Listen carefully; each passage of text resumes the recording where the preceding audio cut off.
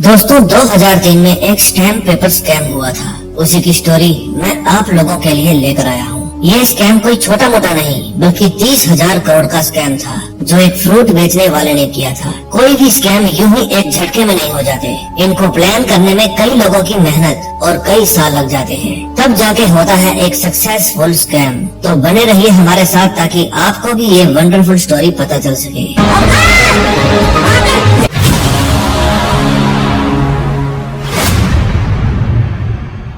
2003 में इस स्कैम का पर्दाफाश होने के बाद जिसने ये स्कैम किया यानी अब्दुल करीम तेलगी, उसे हॉस्पिटल में सोडियम पेंथोल का इंजेक्शन लगाकर उसका नार्को टेस्ट किया जाता है और उससे पूछा जाता है कि इस स्कैम में उसके साथ कौन कौन जुड़ा था। फिर अब्दुल ये कहानी कैसे शुरू हुई वो बताता है। 1982 में अब्दुल करीम तेलगी कर्नाटक के एक गांव खानापुरा के आसपास आने वाली ट्रेनों में फ्रूट बेचा करता था। उसके फ्रूट बेचने का अंदाज सबको पसंद आता था। उसी ट्रेन में शौकत भाई भी बैठे थे, उनको भी अब्दुल का अंदाज पसंद आया, इसलिए उन्होंने अब्दुल को अपना एड्रेस दिया और मुंबई आने को कहा। उन दिनों अब्दुल खानापुर गांव की झोपड़पट्टी में रहा करता था। जगह जरूर छोटी थी लेकिन उसके ख्वाब बहुत बड़े थे, इसलिए वो अपनी माँ से इजाजत लेकर पहुंच गया शौकत भाई के पास मुंबई में। मुंबई में पाँव रखते ही उसमें पॉजिटिव एनर्जी आ गई थी। फिर अब्दुल शौकत भाई के पास जाता है। उन दिनों शौकत भाई के कमरे और तिजोरी दोनों ही खाली थी। फिर अब्दुल ने अपना दिमाग चलाया और विजिटिंग कार्ड को हर पान बीड़ी वाले और टैक्सी वाले को बांट आया और साथ में उनको कमीशन का भी लालच दे दिया। अब धंधा 4 गुना हो गया, इसलिए अब्दुल की इज्जत और पगार दोनों डबल हो गए। उन दिनों अब्दुल का लक बड़ा ही सोरेट चल रहा था। शौकत भाई की बेटी नफीसा के साथ अब्दुल का टांका भिड़ा और उन दोनों का निकाह हो गया। फिर अब्दुल के सपने और भी बड़े हो गए और वो इंडिया से बाहर गल्फ में काम करने चला गया। फिर 7 साल बाद उसे अपने घर परिवार की याद सताने लगी, इसलिए वो अपना ताम झाम लेकर वापस इंडिया आ गया। अब इंडिया में उसने कबूतरबाजी का धंधा शुरू कर दिया। कबूतरबाजी समझते हो? नकली कागजात पासपोर्ट बनाकर लोगों को विदेश भेजना। लेकिन ये धंधा भी ज्यादा चल नहीं पाया और अब्दुल को पुलिस पकड़ कर ले गई। उनका केस आया इंस्पेक्टर मधुकर डोंबे के पास। उन्होंने अब्दुल की अच्छी सेवा पानी की, फिर उसको लॉकअप में बंद कर दिया गया। वहाँ उसकी मुलाकात कौशल झावेरी के साथ हुई। उसका यहाँ पर रोज का आना जाना था। उसका मानना था कि डांस बार हो या पुलिस स्टेशन, एक बार जो यहाँ आ जाए वो बार बार आता ही रहता है। फिर शौकत भाई अब्दुल की जमानत करवाते हैं। घर जाकर अब्दुल अपनी सफाई देता है कि मैं तो लोगों का भला ही कर रहा था, जो बेचारे अपना भविष्य बनाने वहाँ जाना चाहते थे और जिनके पास ज्यादा पैसे भी नहीं है, मैं उनको किस्मत आजमाने का मौका दे रहा था। फिर शौकत भाई कहते हैं दायरे में रहकर काम करो, आइंदा मुझे कोर्ट कचहरी के चक्कर न काटने पड़े। अब्दुल को आगे कुछ भी करने के लिए पुलिस रिकॉर्ड में से अपना नाम हटवाना था, इसलिए वो जाता है एडवोकेट गणेश कांबले के पास। इनके बारे में अब्दुल को कौशल झावेरी ने बताया था। वो कहता है इंस्पेक्टर मधुकर डोंबे को रिश्वत खिलानी पड़ेगी। फिर अब्दुल अपना दिमाग चलाता है और गणेश कांबले को कहता है कि आप इंस्पेक्टर को अपनी जेब से रिश्वत दें और समझ लो कि ये आपने मुझ पर इन्वेस्ट किया है, बदले में मैं आपके पास बहुत सारे क्लाइंट लेकर आऊंगा। गणेश कांबले अब्दुल की बातों में आ गया। कुछ दिन बाद अब्दुल शौकत भाई के होटल के रिसेप्शन पर बैठा था, तभी उससे मिलने के लिए कौशल झावेरी आया। वो कहता है अगर खुद के पैसे कमाना चाहते हो तो चलो मेरे साथ, प्लान समझाता हूँ। फिर कौशल अब्दुल को अपने अड्डे पर ले जाता है। वहाँ वो अब्दुल को शेयर मार्केट के फिजिकल डेट सर्टिफिकेट दिखाता है। एक सर्टिफिकेट ज्यादा से ज्यादा 5 बार किसी पार्टी के नाम ट्रांसफर हो सकता है और उसके बाद वो पुराने सर्टिफिकेट को रद्दी बनाकर संभाल कर रख देते हैं और फिर नया सर्टिफिकेट इशू कर दिया जाता है। उस रद्दी में से अगर थोड़ी बहुत रद्दी गायब हो भी जाए तो किसको परवाह है। और इस रद्दी में छिपा है खजाना यानी अधेसिव स्टैम्प। हर स्टैम्प की कीमत अलग अलग होती है, 1, 2, 5 से लेकर 10 रुपए तक। अब आगे का कमाल होता है केमिकल का, जो पेपर से स्टैम्प को अलग कर देता है और फिर कुछ केमिकल की हेल्प से स्टैम्प के ऊपर से स्याही हटाई जाती है। अब जो स्टैम्प बच जाती है उसको बॉम्बे स्टॉक एक्सचेंज में कम कीमत में बेच दिया जाता है। अब की बार जब वे स्टैम्प बेचने जाते हैं तो अब की बार वहाँ उनकी बहुत ही कम कीमत लगाई जाती है, इसलिए वे अपनी स्टैम्प नहीं बेचते। फिर बाहर जाते समय उनको समझ में आ जाता है कि वे कोलकाता गैंग वालों से बहुत ही कम कीमत में स्टैम्प खरीद रहे हैं। फिर जब कौशल उनसे पूछता है कि हमारे धंधे में क्यों टांग अड़ा रहे हो, तो कोलकाता गैंग वाला बाबू कहता है यहाँ जिसके पास लाठी होती है भैंस उसी की होती है। फिर कौशल अब्दुल को समझाता है कि सबसे पहले ये revenue stamp old custom house में आते हैं, फिर वहाँ से कुछ कर्मचारियों से सेटिंग करके ये आधे भाव में उनसे खरीद लेते हैं और अपना थोड़ा बहुत मार्जिन रखकर यहाँ आकर बेच देते हैं। इनका गम वाश का खर्चा भी नहीं लगता और न ही मेहनत। अब अगले दिन वे कोलकाता गैंग वालों का पीछा करते हैं जो टिफिन में उनके लिए बिरयानी लाया करते थे। वे जिस टिफिन में उनके लिए बिरयानी लाया करते थे उसी टिफिन में उनके लिए स्टैंप जाया करती थी। लेकिन अब्दुल समझ जाता है कि एक कर्मचारी ऐसा भी है जिसको खाने के लिए बिरयानी नहीं मिलती। फिर वे आधी रात को उसे गली के नुक्कड़ पे पकड़ते हैं और उसे कहते हैं कि अगर तुम भी बिरयानी खाना चाहते हो तो कल बीएससी के सामने वाले पार्क में आ जाना। फिर उम्मीद के अनुसार वो उन दोनों से मिलने जाता है। वो उनके लिए रेवेन्यू स्टैंप तो नहीं बल्कि स्टैंप पेपर लेकर आया था। लेकिन इतने में वहाँ कोलकाता गैंग वाले आ जाते हैं और उन तीनों को खूब पीटते हैं। फिर वे स्टैंप पेपर अपने साथ ले जाते हैं और ऐसा करते हुए उन्हें अब्दुल देख लेता है। फिर रात को घर पर शौकत भाई अब्दुल के वैसे ही एक स्टैंप पेपर पर साइन लेते हैं। दरअसल वो उनकी वसीयत थी जिसमें उन्होंने अपना सब कुछ अब्दुल की बेटी के नाम कर दिया था। फिर अगले दिन अब्दुल हॉस्पिटल पहुंच जाता है विट्ठल भाऊ के पास और उनसे पूछता है कि इस पेपर में ऐसा क्या था जो वे उसे लूट कर ले गए। विट्ठल भाऊ बताता है कि तुम जिस स्टैंप के पीछे पड़े हो वो तो कुछ भी नहीं है, स्टैंप पेपर बादशाह है। आज मैं जो भी पेपर लेकर आया था उनकी कीमत लगभग 15,000 रूपए थी। ऐसे पेपर कभी कभी आते हैं। फिर अब्दुल उससे स्टैंप पेपर की पूरी जानकारी लेता है। फिर अब्दुल कौशल के पास जाता है और उसे समझाता है कि भारत सरकार पूरे देश में एक साल में 33,000 करोड़ रुपए के स्टैंप पेपर बेच देती है और उसमें से 2500 करोड़ केवल मुंबई से रेवेन्यू जनरेट होता है। चाहे किसी को प्रॉपर्टी खरीदनी हो या बेचनी हो, चाहे किसी की वसीयत लिखनी हो, company deed, sale deed, partnership deed, हर तरह के एग्रीमेंट या कोर्ट मैरिज ही क्यों न करनी हो, सब कुछ इन स्टैंप पेपर के ऊपर ही लिखा जाता है। बस ये समझ लो कि ये पेपर कुबेर के खजाने की चाबी है। अब अगर हम 33,000 करोड़ में से 70-80 करोड़ चुरा भी लेंगे तो किसको पता चलेगा। अगर लाइफ में आगे बढ़ना है तो डेयरिंग तो करना ही पड़ेगा, क्योंकि मुझे पैसा कमाना नहीं बनाना है। और इसी के साथ फर्स्ट एपिसोड का एंड हो जाता है। दोस्तों, अगर इंटरेस्ट बढ़ रहा है तो आगे बने रहिए और सब्सक्राइब का बटन दबा दीजिए। अब समय था जब राजीव गांधी की हत्या के बाद पीवी नरसिम्हा राव देश के प्रधानमंत्री बन गए थे। अब विदेशी कंपनियों के लिए भारत के दरवाजे खोल दिए गए थे। सभी कंपनियों को भारत में पैसे का पहाड़ नजर आ रहा था, इसलिए सभी अपने पैर जमाने में जुटे हुए थे। फिर बाबरी मस्जिद वाली घटना हुई और उसके कारण देश भर में दंगे शुरू हो गए थे।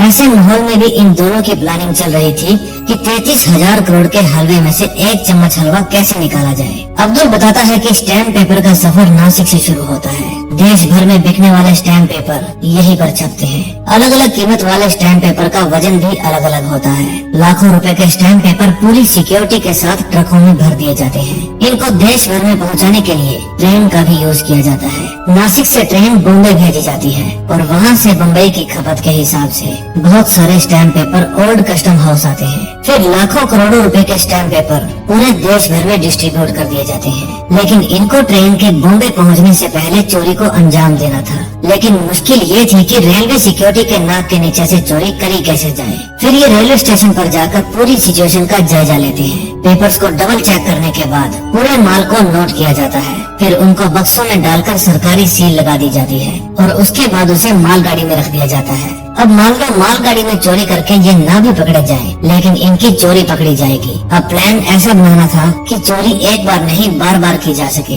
अब उनका पहला निशाना था स्टेशन मास्टर साहिब राव कदम। अब्दुल को पता था कि हर इंसान की कोई न कोई कीमत होती है, इसलिए वो साहिब राव कदम को खरीदने पहुंच जाता है। लेकिन कौशल किसी को एक चवन्नी भी देना नहीं चाहता था। फिर अब्दुल उसे समझाता है कि ये काम हम अकेले नहीं कर सकते, हमें पूरी टीम बनानी पड़ेगी। फिर वे एक ऐसी प्रेस में जाते हैं जहाँ फिल्मों के पोस्टर छपा करते थे। वे वहाँ से स्टैम्प पेपर छापने के लिए एक डाई बनवाते हैं। अब उन्हें जरूरत थी तो एक प्रिंटिंग प्रेस की। फिर वे एक चाचा को अपने अंडर करते हैं और उसे कहते हैं कि दिन में तुम अपने शादी ब्याह के कार्ड छापो, रात को हम अपना काम करेंगे और इस काम के बदले हम आपको पैसे देंगे। दोनों की ही रोजी रोटी चल जाएगी। अब स्टैम्प पेपर की छपाई शुरू हो जाती है। इनका प्लान था असली पेपर निकाल के वहाँ नकली पेपर्स रखना, ताकि काम भी हो जाए और किसी को पता भी न चले। ये चाहते तो ये नकली स्टैम्प पेपर सीधा ही मार्केट में बेच सकते थे, लेकिन इससे ये पकड़े जाते। कौशल अभी भी डर रहा था, लेकिन अब्दुल समझाता है कि ये स्टैम्प पेपर भारत के अलग अलग कोने में पहुँच जाएंगे और मान लो पता भी चल जाए कि ये स्टैम्प पेपर सही नहीं है तो कौन उल्टी कड़ियाँ जोड़कर हमारे पास आएगा। सरकार को कहाँ इतना टाइम है, वे इसे मिस प्रिंटिंग समझकर फेंक देंगे। अब ट्रेन बॉम्बे पहुंचने से पहले वे चोरी को अंजाम देते हैं। वे बक्से में से असली पेपर्स निकालकर वहां नकली पेपर रख देते हैं और उसके ऊपर सरकारी मोहर लगा देते हैं और अपने काम को अंजाम देकर वे स्टेशन मास्टर को उसकी मोहर वापस कर देते हैं। अब अगला स्टेप था कि स्टैम्प पेपर्स को बेचा कैसे जाए। फिर वे स्टैम्प पेपर बेचने गणेश कांबले के पास जाते हैं। वे चाहे उसे कितना भी सस्ता स्टैम्प पेपर लगा दे, लेकिन उसकी खपत 1 महीने में 3-4 पेपर्स की थी। फिर वो उन्हें कारपोरेट वाले वकील के पास जाने को कहता है, लेकिन इनका प्लान था कि हर छोटे बड़े वकील को जाकर स्टैम्प पेपर बेचना। स्टैम्प पेपर बच के इनकी कमाई तो अच्छी हो रही थी, लेकिन इनका माल बल्क में नहीं बिक रहा था। इनके पास समुद्र भर कर स्टैम्प पेपर पड़े थे, लेकिन ये सिर्फ लोटा भर ही बेच पा रहे थे। इतनी मेहनत करने के बाद भी इनको सिर्फ 30 से 35 हजार का ही फायदा होता है। कौशल सेटिस्फाइड था, लेकिन अब्दुल खुश नहीं था। अब 2 नंबर का पैसा कमाया है तो इसे उड़ाएंगे भी। इसलिए कौशल अब्दुल को डांस बार में ले जाता है। कौशल लड़कियों पर पैसा उड़ाता है, लेकिन उन पर उड़ाया एक एक नोट अब्दुल को चुभ रहा था। फिर अब्दुल का भी दिल एक लड़की पर आ जाता है, लेकिन अब्दुल को अपनी औकात का पता था, इसलिए वो वहाँ से बाहर आ जाता है। फिर अब्दुल का भाई सलीम भी उसके पास काम करने के लिए आता है, लेकिन अब्दुल उसे अपनी अम्मी की जिम्मेदारी देकर गांव वापस भेज देता है। फिर वे अपना माल बेचने कॉर्पोरेट वाले वकील के पास जाते हैं। उसकी लागत 1 महीने में 80 से 100 पेपर्स की थी और वो भी 500 वाले, लेकिन वो स्टैम्प पेपर उसी से खरीदता है जिनके पास लाइसेंस है। फिर वो गणेश कांबले की हेल्प से लाइसेंस अप्लाई करता है। एजेंट कहता है कि लाइसेंस एप्लीकेशन लगा तो देता हूँ, लेकिन ये भराड़े के पास जाकर अटक जाएगी। अब्दुल टेंशन में था। कौशल उसे समझाता है कि अपना जैसा भी चल रहा है बढ़िया चल रहा है, रोज के 10-12 पेपर बिक जाते हैं। लेकिन अब्दुल को हर रोज हजारों स्टैम्प पेपर बेचने थे, क्योंकि वो अपनी ऐसी औकात बनाना चाहता था कि बार डांसर पर पैसे उड़ा सके। फिर एक रात उनके मोहल्ले में पुलिस की रेड पड़ जाती है। पुलिस वाले उनके पास भी आते हैं, लेकिन उनको शक भी नहीं होता कि यहाँ क्या गैर कानूनी काम चल रहा है। फिर वे पड़ोस से नकली दारू बेचने वाले को पकड़ कर ले जाते हैं। अब उनको कोई ऐसी जगह का इंतजाम करना था जहाँ मामू लोग ना पहुँच पाए। फिर अब्दुल दिमाग चलाता है कि क्यों ना मामू लोगों के साथ दोस्ती ही कर ली जाए। फिर वो 20,000 पुलिस फंड में देता है और वो फंड वो पुलिस के हाथों दरगाह में डोनेट करवा देता है। इससे कौमी एकता मिसाल भी कायम हो जाती है और पुलिस वालों की फोटो भी पेपर में आ जाती है। अब पुलिस के साथ दोस्ती तो हो गई थी, लेकिन कौशल जावेरी खुश नहीं था। जब अब्दुल पुलिस वालों के साथ बार में बैठा था, तब कौशल अकेला बैठा अंदर ही अंदर उबल रहा था। अब्दुल इंस्पेक्टर डोबे से पूछता है कि मुझे वेंडर लाइसेंस बनवाना है, क्या आप मेरी हेल्प कर सकते हो? डोबे कहता है कि तुम्हारी हेल्प तुकाराम ही कर सकता है, पैसा फेंको और जो चाहे काम करवा लो। लेकिन कौशल को लाइसेंस के लिए एक भी पैसा उड़ाना चुभ रहा था। फिर अब्दुल तुकाराम के एनजीओ पर जाता है। वहाँ उसकी मुलाकात जुबैन और सुलेमान नाम के 2 लड़कों से होती है। अब्दुल कहता है, मैं तुकाराम साहब का जन्मदिन मनाना चाहता हूँ और उस दिन मैं उन्हें 50,000 रूपए भी डोनेट करूँगा। और इस तरह से अब्दुल का कनेक्शन तुकाराम के साथ बन जाता है। कौशल की अब्दुल के साथ दुनिया बढ़ती जा रही थी। कार में अब्दुल तुकाराम को 50,000 रूपए देता है और कहता है कि मुझे वेंडर लाइसेंस चाहिए। फिर तुकाराम अब्दुल को ऑफिसर भराड़े के पास ले जाता है। वेंडर लाइसेंस की सभी एप्लीकेशंस इनके पास ही आती थी। भराड़े कहता है कि अब्दुल की एप्लीकेशन से पहले 1500 एप्लीकेशन है और उनमें से 800 तो आपकी ही पार्टी में से हैं। इतने कंपटीशन में क्या ही कमा लेगा। फिर तुकाराम कहता है कि भाई 100-200 होते तो मैं देख लेता, अभी इतनी एप्लीकेशन में तुम्हारा मुश्किल हो जाएगा। अब्दुल वहाँ से उठकर आ जाता है। फिर मायूस होकर अब्दुल अपने अड्डे पर जाता है। वहाँ उसका पार्टनर कौशल दारू के नशे में बैठा था। वो कहता है कि कभी तुम दरगाह पे, कभी तुकाराम, कभी पुलिस वालों को खूब पैसा उड़ा रहे हो। ये पैसा क्या तुम्हारे अकेले का है जो उड़ाता फिर रहा है? अब्दुल कहता है, ये आइडिया मेरा ही था। अगर लाइसेंस मिल गया तो मेरी अकेले की नहीं बल्कि दोनों की लाइफ सेट हो जाएगी। कौशल कहता है कि ये सब मिलकर तुम्हें चू बना रहे हैं और ये बात अब्दुल को चुभ जाती है। फिर उन दोनों में हाथापाई हो जाती है। कौशल कहता है कि मेरे बिना तेरी औकात कुछ भी नहीं है। फिर अब्दुल कहता है कि तू औकात से अकल नहीं खरीद सकता, लेकिन मैं अकल से औकात बनाऊंगा। अब्दुल की मुश्किलें अब बढ़ती जा रही थी। कौशल भी उसका साथ छोड़कर चला गया था। अब देखते हैं अगले एपिसोड में क्या होता है। अगर आपको एक्सप्लेनेशन अच्छी लग रही हो तो प्लीज सब्सक्राइब का बटन दबा दें। 3rd एपिसोड में हम देखते हैं अब्दुल तुकाराम के पास जाता है और उसे कहता है कि आगे इलेक्शन आ रहे हैं, टिकट लेने के लिए आपके पास पैसे नहीं है और इंडिपेंडेंट खड़े हो गए तो बहुत सारा पैसा लुटाना पड़ेगा, इसलिए आप मुझे लाइसेंस दिला दो। इलेक्शन तक जितना कमाऊंगा आधा तुम्हारा। फिर वे दोनों यूनाइटेड शक्ति पार्टी हेड ऑफिस में जाते हैं। तुकाराम अब्दुल की मुलाकात गरिमा तलपड़े मैडम से करवाता है। वो मैडम को फुल सपोर्ट करने की बात करता है और बदले में लाइसेंस की डिमांड करता है। फिर वे दोबारा भराड़े के पास जाते हैं। लेकिन अब की बार उनके पास मैडम गरिमा तलपड़े की सिफारिश थी। भराड़े का मुंह उतर गया था क्योंकि उसे खाने को कुछ नहीं मिला था, लेकिन सिफारिश तगड़ी थी, काम तो करना ही पड़ेगा। जो इंसान दूसरों को माफ कर देता है वो आदमी महान बन जाता है। इसलिए अब्दुल भी महान बनने के लिए कौशल के पास जाता है और उसे कहता है कि मुझे लाइसेंस मिल गया है, तुम चाहो तो अब भी मेरे साथ काम कर सकते हो। लेकिन कौशल अपने काम से खुश था, इसलिए वो अब्दुल को धक्के देकर बाहर निकाल देता है और कहता है कि हिसाब अब भी बाकी है। अब जो कि अब्दुल का लाइसेंस बन गया था तो वो खुल के काम करने लगा। पहली बार उसने हालातों को अपने आगे झुकाया था। अब उसका धंधा 24 घंटे धड़कने लगा था। काम इतना ज्यादा था कि उसने खानापुर से अपने भाई सलीम को भी बुला लिया था। तुकाराम के एनजीओ से जुबैन और सुलेमान को भी उसने अपने साथ काम करने में लगा लिया। अब वे महीने में एक बार की बजाय हर रोज ट्रेन में अपना हाथ साफ करते थे। अब गणेश कामले भी उनके साथ मिल गया था। अब वे बड़े बड़े बिल्डरों को माल पहुंचाने लगे थे। अब्दुल को समझ थी कि जंगल में शिकार करने वाले सबसे खतरनाक दो ही जानवर होते हैं, शेर और लकड़बग्गे। शेर जो भी खाता है उसका बचा हुआ लकड़बग्गे खत्म कर देते हैं, इसलिए अब वो सिस्टम के लकड़बग्गों को भी अपने साथ मिला लेता है, क्योंकि जब तक लकड़बग्गों को खाना मिलता रहेगा वे शेर के वफादार बने रहेंगे। शौकत भाई ने अपना घर अब्दुल की बेटी के नाम कर दिया था, इसलिए अब्दुल ने भी एक घर ले लिया और शौकत भाई की बेटी के नाम कर दिया। अब अब्दुल ने कार भी ले ली थी। कुछ दिन बाद सरकार बदल जाती है। कमान हाथ में आई भव्य ईमानदार के, लेकिन उसका रिमोट कंट्रोल मोरे के हाथ में था। बस ये समझ लो कि मोरे सरकार का वजीर था। जीत की खुशी में पार्टी चल रही थी, इसलिए अब्दुल मोरे से मिलने जाता है। अब्दुल को पता था कि सिस्टम में रहना है तो सिस्टम के नीचे ही रहना पड़ेगा। वो कहता है कि जितना गरिमा तलपड़े को दिया करता था अब वो सारा आपके पास पहुंच जाएगा। अगले सीन में हम देखते हैं कि एक अमीर आदमी के गुजर जाने के बाद उसके दोनों बेटे फैक्ट्री के लिए सरकारी लड़ाई लड़ रहे थे। फिर उनमें से एक भाई भव्य इनामदार से मिलने जाता है। भव्य इनामदार जागृति मिल का आधा हिस्सा मांग लेता है। फिर वे एक बड़ा वकील करते हैं। वो कहता है कि हमें कोर्ट में साबित करना होगा कि 5 साल पहले ही इनके पिताजी ने वो फैक्ट्री इनके नाम कर दी थी। अब उनको चाहिए थे 1989 से पहले के स्टैम्प पेपर। तभी मोरे को याद आता है कि इतना बड़ा रिस्क सिर्फ एक ही आदमी ले सकता है, अब्दुल करीम तेलगी। अब अब्दुल वे पेपर्स तैयार कर लेता है। उनकी कीमत लाखों रुपए में थी। भराड़े उसे समझाता है कि इतना बड़ा रिस्क मत लो, लेकिन वो कहता है कि हमारे ऊपर इनामदार साहब का हाथ है। फिर भराड़े कहता है कि तलपड़े मैडम का क्या हुआ, नेताओं से इतनी जल्दी नाते नहीं तोड़ने चाहिए। अब्दुल कहता है तलपड़े मैडम चल पड़े, लेकिन विधानसभा में तलपड़े मैडम सवाल पूछती है कि सरकारी दस्तावेजों पर जिस वेंडर की मोहर लगी है उसे तो पिछले साल ही लाइसेंस मिला है, तो 5 साल पुराने कागजात पर उसकी मोहर कैसे आई। वो पूरे मामले की बारीकी से जांच करने की डिमांड करती है। अब ये साबित हो जाता है कि वे पेपर्स नकली हैं, इसलिए उसका भाई केस जीत जाता है। अब तलपड़े मैडम भराड़े से भी नाराज थी। वो कहती है न भव्य इनामदार को कुछ होगा न तुकाराम को, अब सारा मामला तुम पर आएगा, इसलिए तुम सारी बात अब्दुल पर डाल दो।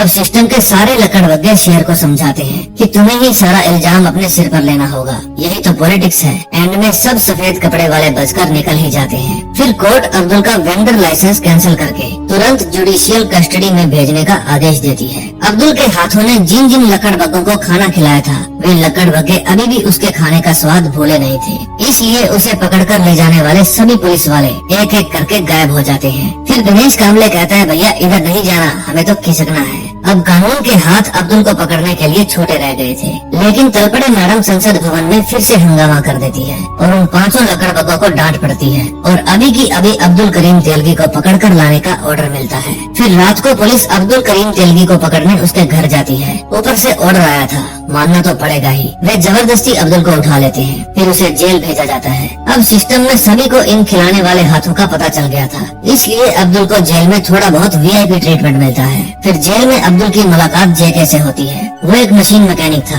वो अब्दुल को एक सिक्का देता है और कहता है कि जब भी आप इसको देखेंगे आपको मेरी याद आएगी। आप जब बाहर आओ तो मुझसे मिलने आना, साथ मिलकर काम करेंगे। 1996 में अब्दुल की रिहाई हो जाती है। शौकत भाई अब्दुल को मिलने जाते हैं और कहते हैं कि आज के बाद मेरी बेटी से मिलने की कोई जरूरत नहीं, हो सके तो उसे फोन पे 3 बार तलाक बोल देना। फिर वे उसे कुछ पैसे देकर वहाँ से चले जाते हैं ताकि अब्दुल अपने गाँव जा सके, लेकिन अब्दुल को भीख नहीं चाहिए थी। वो गाँव नहीं जाता बल्कि अपनी पत्नी और बेटी से मिलने जाता है और कहता है कि वक्त बुरा होने से आदमी बुरा नहीं होता। फिर वो अपने साथियों को कुछ पैसे देता है और कहता है कि जब धंधा शुरू करूंगा तो फिर से बुला लूंगा। उनके साथियों का उसे छोड़कर जाने का दिल ही नहीं था। वो सलीम को भी वापस खानापुर भेज देता है। अब सब कुछ खत्म हो गया था। अगले दिन जब वो अपनी वाइफ के साथ सब्जी लेने जाता है तो उसके पेजर पर एक मैसेज आता है, कॉल मी। और जब अब्दुल उस नंबर पे कॉल करता है तो फोन दूसरी तरफ से जेके उठाता है। जेके कहता है पैसा बनाना है तो नासिक आ जा। फिर जेके अब्दुल को रिसीव करता है और अपने अड्डे पर ले जाता है। वो बताता है कि नासिक में जब कोई मशीन खराब हो जाती है तो वे मुझे ही बुलाते हैं। जब मैं नासिक प्रेस में मशीन ठीक करने गया था तो मेरी मुलाकात वहाँ बापट और छतरे से हुई थी। उनके पास खतरनाक प्लान है। फिर जेके अब्दुल की मुलाकात बापट और छतरे से करवाता है। छतरे प्रिंटिंग क्वालिटी चेक करता था। वो बताता है कि नासिक प्रेस में बहुत टाइट सिक्योरिटी है। बिना परमिशन कोई भी अंदर नहीं जा सकता। जो असली स्टैम्प पेपर होता है उसका पेपर डिजाइन कोई भी कॉपी नहीं कर सकता। इस प्रेस में हर रोज लाखों पेपर छपते हैं। बस उसी समंदर में से हमें चुल्लू भर पानी निकालना है। समझाता हूँ कैसे। जब पेपर छपते हैं तो उसकी क्वालिटी चेक होती है। माल 2 हिस्सों में बढ़ जाता है। फिर नोट किया जाता है कि कितना माल एक्सेप्ट हुआ, कितना माल रिजेक्ट हुआ। अब करना ये है कि हम रिजेक्टेड माल में एक्सेप्टेड माल डाल देंगे और आंकड़ा चेंज कर देंगे। फिर हर रोज 600-700 पेपर चुरा लिया करेंगे। अब्दुल पूछता है हर रोज कितना माल रिजेक्ट होता है। वे बताते हैं 50 से 60 पेपर। फिर अब्दुल कहता है कि बकवास आइडिया है। तुम 600-700 पेपर रोज चुराओगे तो एक न एक दिन चोरी पकड़ी जाएगी और तुम लोग अंदर जाओगे। ये प्लान तभी कामयाब हो सकता है जब प्रेस का सबसे सीनियर ऑफिसर हमारे साथ होगा। फिर अगले दिन जेके अब्दुल को पुरानी मशीनों की ऑक्शन में उसी प्रेस में ले जाता है। वहाँ जेके कहता है कि यही है सीनियर ऑफिसर मधुसूदन मिश्रा, जाओ कर लो बात। लेकिन अब्दुल की नजर तो स्टैम्प पेपर छापने वाली पुरानी मशीन पर थी। फिर अब्दुल कहता है कि प्लान चेंज हो गया, यानी अब वो इस मशीन को यहाँ से बाहर ले जाने की सोच रहा था ताकि खुद के ही ओरिजिनल स्टैम्प पेपर छाप सके। तो देखते हैं 4th एपिसोड में क्या होता है। अगर आपने अभी भी सब्सक्राइब नहीं किया तो प्लीज कर लीजिए और बेल आइकन दबा लीजिए। 4th एपिसोड में हम देखते हैं अब्दुल एक तोहफा लेकर मधुसूदन मिश्रा के घर जाता है। लेकिन मधुसूदन मिश्रा कानून की तीसरी किताब थी। वो पार्सल को पूरा ठोक बजा कर देखता है और फिर उसको अब्दुल से ही खुलवाता है। उसमें एक महंगी घड़ी थी। मिश्रा जी घड़ी देख ही रहे थे कि अब्दुल वहाँ से खिसक लेता है। घड़ी वाले बॉक्स में अब्दुल करीम तेलगी ने अपना मोबाइल नंबर भी डाला था। रात को भोपट और छतरे अब्दुल को बताते हैं कि स्टैम्प पेपर छापने वाली मशीन को 3-4 साल के बाद रिटायर कर दिया जाता है। फिर अफसरों के आगे उसके सारे पार्ट्स को अलग अलग कर दिया जाता है। फिर मधुसूदन मिश्रा की निगरानी में सभी पार्ट्स को ऑक्शन में लाया जाता है और अलग अलग लोगों को बेच दिया जाता है। लेकिन जो सबसे जरूरी पार्ट है यानी प्लेट्स, वो ऑक्शन में नहीं जाती क्योंकि उनको डिस्ट्रॉय कर दिया जाता है। इसलिए भूल जाओ इस प्लान को। लेकिन अब्दुल कहता है कि मेरे होते हुए चिंता मत करो। फिर अगले दिन अब्दुल के पास मधुसूदन मिश्रा का फोन आता है और वो उसे मिलने के लिए बुलाता है। अब्दुल की खुशी का ठिकाना ही नहीं था। जब वो अंदर जाता है तो मिश्रा जी उसे कहते हैं कि तुम घड़ी देकर मेरा ईमान खरीदना चाहते हो। फिर मिश्रा जी उसे गले से पकड़ लेते हैं और बेइज्जत करके उसे धक्के मारकर बाहर निकाल देते हैं। अब्दुल के साथी उसे समझाते हैं कि तुम जेल जाते जाते बचे हो। अब्दुल कहता है यहाँ हर किसी को कुछ न कुछ चाहिए, किसी को पैसा तो किसी को रुतबा और इज्जत। हर इंसान की कोई न कोई कीमत तो होती ही है। अगर पैसा कमाना है तो पहले उसको इज्जत दिलवानी पड़ेगी। फिर वो तुकाराम के पास जाता है। तुकाराम कहता है कि अगर उसका प्रमोशन करवाना है तो 20-25 पेटी लगेंगी। फिर अब्दुल कहता है कि मैं पैसों का जुगाड़ करता हूँ, आप 4 दिन बाद एयरपोर्ट पर आ जाना। फिर अब्दुल अपने घर के बाहर बैठकर अपनी वाइफ के घर से बाहर निकलने का वेट करता है और जैसे ही उसकी वाइफ घर से बाहर जाती है अब्दुल घर में जाता है और वहाँ से छुपाया हुआ एक बैग निकालता है। उसमें उसने इमरजेंसी के लिए कुछ रुपए छुपा रखे थे। फिर वो अपने मकान के पेपर्स लेता है और उन्हें एक लाला के पास गिरवी रख देता है। अब उसके पास करीब 25 लाख रुपए हो गए थे। फिर वो तुकाराम के साथ दिल्ली में कैबिनेट मिनिस्टर को मिलने जाते हैं। वे कैबिनेट मिनिस्टर से मधुसूदन मिश्रा के प्रमोशन की बात करते हैं, लेकिन मिनिस्टर उनको डांट कर भगा देता है। मिनिस्टर का असिस्टेंट पी गुप्ता उन लोगों को अपने रूम में ले जाता है और कहता है कि ये काम मुझ पर छोड़ दो। फिर अब्दुल बिना किसी गारंटी के 25 लाख का रिस्क ले लेता है और सारे पैसे कैबिनेट मिनिस्टर के असिस्टेंट पी गुप्ता को देकर आ जाता है। इस बात के लिए जेके भी उसे डांटता है, लेकिन अब्दुल कहता है पैसा बनाना है तो रिस्क तो लेना ही पड़ेगा। तभी अब्दुल के पास पी गुप्ता का फोन आता है और वो खुशखबरी देता है कि प्रमोशन लेटर मिल गया है। अब्दुल फिर से मधुसूदन मिश्रा के घर जाता है और उन्हें बधाई देता है, लेकिन मिश्रा जी अब्दुल का लाया हुआ सामान डस्टबिन में फेंक देते हैं। जब मिश्रा जी अपने ऑफिस पहुंचते हैं तो सब लोग उनका स्वागत तालियों से करते हैं और उन्हें बधाई देते हैं। अब मिश्रा जी को पता चल गया था कि वो जनरल मैनेजर बन गए हैं। मिश्रा जी फिर से अब्दुल को डांटने पहुंच जाते हैं और कहते हैं कि मैंने 10 साल मेहनत की तो भी मुझे प्रमोशन नहीं मिला और एक बदमाश ने एक झटके में मेरी ईमानदारी खरीद ली। अब्दुल कहता है आपको जो प्रमोशन मिला है इसके आप हकदार थे। जिस सिस्टम ने 10 साल तक आपकी काबिलियत नहीं पहचानी, अब आपको उस सिस्टम के साथ रहना है या जिसने एक झटके में आपकी काबिलियत पहचान ली उसका साथ देना है। अब फैसला आपका है। फिर मिश्रा जी घर जाकर डस्टबिन में से वो गिफ्ट उठा कर देते हैं। उसमें जनरल मैनेजर की नेम प्लेट थी जो अब मिश्रा जी ने घर के बाहर लगा ली थी। अब मिश्रा जी उनके साथ मिल गए थे और उन्होंने एक सही मशीन को डिस्कमीशन कर दिया। अब इस मशीन को भी पहले की ही तरह अलग अलग हिस्सों में नीलाम कर दिया जाएगा। ये पार्ट्स उनको मिलेंगे जो सबसे बड़ी बॉडी लगाएंगे। इसलिए सलीम, सुलेमान, जुबैन, जेके और अब्दुल इन पांचों के नाम से अलग अलग कंपनी रजिस्टर करवाई जाती है। फिर वे ब्लैंक बिड सबमिट करते हैं ताकि जिसने भी सबसे बड़ी बॉडी लगाई हो अफसर उससे भी बड़ी बॉडी खुद लगा ले, क्योंकि वो भी अब्दुल के हाथ बिक चुका था। फिर उस मशीन के सारे पार्ट्स उन पांचों की कंपनियों को ही मिल जाते हैं। यह सारा काम मधुसूदन मिश्रा की देखरेख में ही होता है। प्रोसीजर के हिसाब से सारी प्लेट्स को ऑडिटर के सामने ही कट करना पड़ता है, लेकिन मधुसूदन मिश्रा असली प्लेट्स की जगह नकली प्लेट्स को डिस्ट्रॉय करवा देता है और असली प्लेट्स को वो अपने घर ले जाता है। फिर उस मशीन के सभी अलग अलग पार्ट्स मुंबई में चाचा की प्रेस में पहुंचा दिए जाते हैं। फिर वे भोपट और छतरे की मदद से मशीन को असेंबल कर लेते हैं, लेकिन उस सामान में प्लेट्स नहीं थी। फिर जब अब्दुल मधुसूदन मिश्रा से बात करता है तो मिश्रा जी कहते हैं कि मुझे उचित कीमत नहीं मिल रही और वो कीमत थी 21 लाख रुपए। फिर अब्दुल कहता है कि 21 लाख रुपए तो नहीं है, लेकिन आप ये हार रख लो, जैसे ही पैसा आया सबसे पहले आपको ही दूंगा। फिर वे उस पेपर में यूज होने वाली इंक का जुगाड़ करते हैं और उसके बाद वे कॉटन बेस्ड पेपर लेने पहुंच जाते हैं। इस पेपर का सिर्फ 2 ही जगह इस्तेमाल होता था, एक तो स्टैम्प पेपर में और दूसरा कॉलेज की डिग्री में। जब वे पहला पेपर छापकर उसकी क्वालिटी चेक करते हैं तो भोपट कहता है बधाई हो, आप बाप बन गए, स्टैम्प पेपर पैदा हुआ है। अब फाइनली अब्दुल ने वो काम कर दिया था जिसकी किसी को भी उम्मीद नहीं थी। फिर अब्दुल भराड़े के पास जाता है। जेल से आने के बाद वो पहली बार भराड़े के पास गया था। अब्दुल कहता है कि मुझे मेरे सभी साथियों के लिए लाइसेंस चाहिए, लेकिन भराड़े उससे बात करने में भी डर रहा था। फिर अब्दुल उसे दिखाता है कि उसके सभी पुराने साथी आज भी उसी के साथ हैं, यानी काम करो तो खुल के करो वरना ना करो। अब अब्दुल अपना नया ऑफिस खोल लेता है। सभी रिश्तेदार आते हैं, शौकत भाई भी आते हैं। शौकत भाई अपनी बेटी को कहते हैं कि एक स्टैम्प पेपर बेचकर 5-10 रुपए बचते होंगे, इसमें ऑफिस खोलने की क्या जरूरत थी। लेकिन उनको नहीं पता था कि अब्दुल ने स्टैम्प पेपर बेचकर कितना माल जमा कर लिया है। अब सुलेमान नई बाइक लेकर आता है। फिर अब्दुल उसे धमकाता है कि हमें लोगों को अपने ऊपर शक नहीं होने देना, हम दौलत के चौकीदार हैं, मालिक नहीं। अब्दुल कहता है खाली मुंबई से काम नहीं चलेगा, अब हमें पूरे इंडिया में पेपर बेचने होंगे। अब्दुल का बिजनेस बहुत आगे बढ़ गया था। अब उसने खुद का कुबेर का किला बना लिया था। अब तो उसने हजारों लोगों को जॉब भी दे दी थी। वे स्टैम्प पेपर बेचा करते थे। अब अब्दुल ने अपने भाई सलीम को कर्नाटक में ऑफिस खुलवा के दे दिया। अब ये पैसे कमा नहीं रहे थे बल्कि बना रहे थे। अब्दुल भी खुश था और उसके सारे लक्कड़ बग्गे भी खुश थे। अब्दुल ने वापस अपना सिस्टम सेट कर दिया था और इस सिस्टम का रिमोट अब अब्दुल के ही हाथ में था। लेकिन उसे नहीं पता था कि कर्नाटक में भी बहुत सारे लक्कड़ बग्गे हैं जो भूखे हैं। फिर अब्दुल बेंगलोर जाता है और वहाँ फाहिम शेख से मिलता है जो एक करप्ट मिनिस्टर था। मिनिस्टर उसे अपने सभी धंधों में 10% इन्वेस्ट करने को कहता है। अब्दुल मान जाता है। फिर अब्दुल सलीम को कहता है कि अगर सिस्टम से भिड़ना है तो अपने पास भी जनता की भीड़ होनी चाहिए। जिसके पास लोगों की भीड़ होती है उसे कोई भी छू नहीं पाता। फिर अब्दुल सलीम को कहता है कि पूरे खानापुर को ले जाकर बाबा अजमेर शरीफ की दरगाह में हाजिरी लगा कर आ और फिर खानापुर की डेवलपमेंट की तरफ ध्यान दे।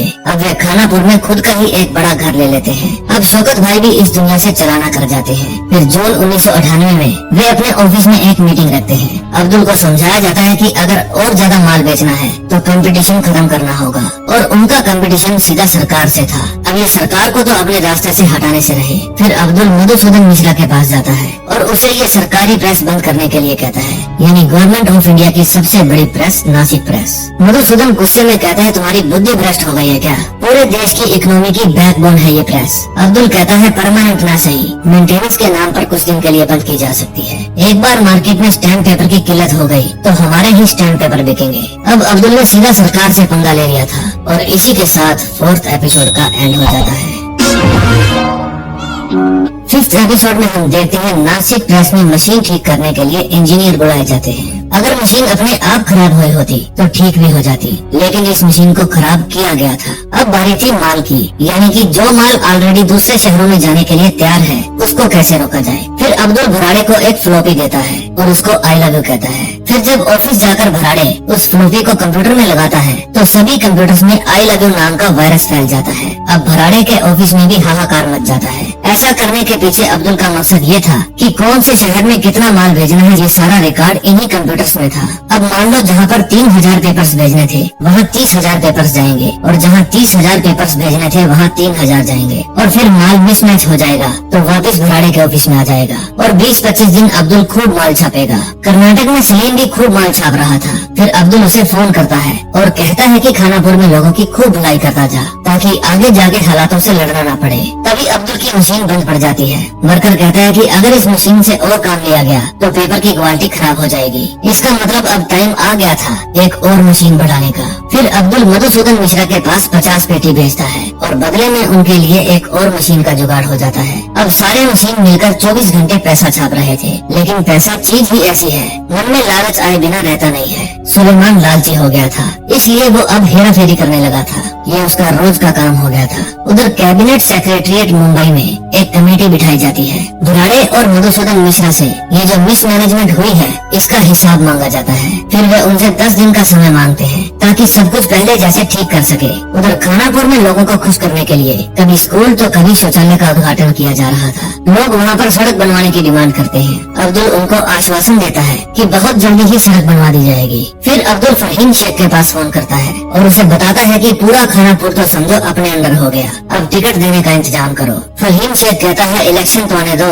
देखेंगे। फिर अब्दुल कहता है कि हवा बदलने से पहले हमें कुछ लोगों की हवा निकालनी पड़ेगी। फिर अब्दुल मुंबई में एसीपी और डीसीपी के साथ भी दोस्ती कर लेता है। उधर सुलेमान अब भी अब्दुल को चुना लगा रहा था। तभी वहाँ अब्दुल आ जाता है। वो सुलेमान को कहता है कि मेरी कार खराब हो गई थी, चलो अड्डे पर चलते हैं। अचानक अब्दुल के आ जाने के कारण सुलेमान के रंग उड़ गए थे। फिर गोडाउन में जाकर अब्दुल पूछता है कि मैंने तेरे ऊपर भरोसा किया, तेरे नाम से लाइसेंस लिया, गोडाउन दिया, मशीन लगवा कर दी, सारे पैसे भी तेरे पास ही थे, फिर भी तूने मेरा भरोसा तोड़ दिया। फिर सुलेमान कहता है तो क्या हो गया, समुंदर से कटोरी पानी निकाल लिया तो कोई फर्क पड़ गया, तुम कौन सा सारा दिन अच्छे काम करते हो। ये बात सुनकर अब्दुल को गुस्सा आ जाता है। वो सुलेमान को मार मार के उसकी सारी चर्बी उतार देता है। जुबैन अब्दुल को रोकने की कोशिश करता है, लेकिन अब्दुल को पता था कि अगर ये जिंदा बच गया तो बाहर जाके सारा भंडा फोड़ देगा, इसलिए अब्दुल उसको ठिकाने लगा देता है। अब सन 2000 का समय था और महाराष्ट्र में डीएसडी पार्टी की सरकार आ गई थी। उन्होंने यूनाइटेड शक्ति पार्टी के साथ अलायंस कर लिया था। फिर अब्दुल तुकाराम को बधाई देता है। तभी अब्दुल को वहाँ पर नाचते हुए लोगों में से एक आदमी सुलेमान के जैसे लगता है